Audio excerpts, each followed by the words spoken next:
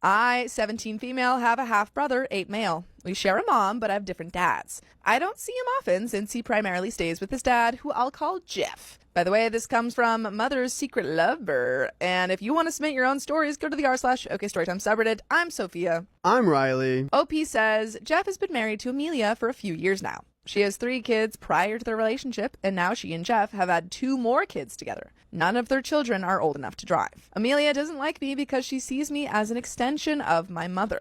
They had a falling out since my mom dated Amelia's brother, who turned out to be harmful, and Amelia called my mom a liar. I don't want to force a relationship with her, so I just leave it alone. I rarely see my brother outside of birthdays and have no relationship with his step/half siblings. I live very close to my brother's school, and while I generally don't like kids or being around them, I've agreed to pick him up from school a handful of times when Amelia couldn't.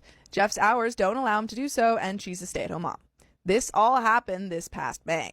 I'm fairly alternative, dyed hair, and multiple facial piercings, and I'm used to getting odd looks or questions from children. But I never had to get out of the car to pick my brother up, so this was never an issue. My brother was sick and needed to be taken home early, so Jeff called and asked me to pick him up. I wasn't busy, so I agreed.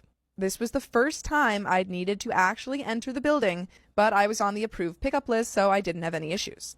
I went inside, got to the nurse, got my brother, and dropped him off back home with no problems.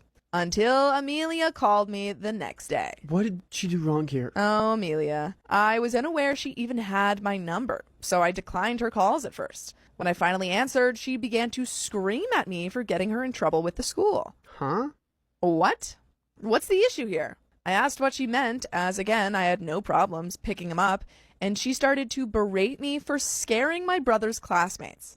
Apparently, one of the other children in the nurse's office had been scared of me, as well as a few kids asking questions when I walked past open classrooms. I don't have any extreme body modifications, literally just hair and piercings, but the boy from the nurse cried to his teacher, same class as my brother. The teacher then notified Amelia and requested I no longer do pickups. I don't even think this is legal. Maybe not the right word, but I mean, I should be able to make a complaint about her requesting this since it was based on physical appearance. I caused no disruption, and the only people I even saw were the secretary, front desk admin, the nurse, and the kids in the nurse's office.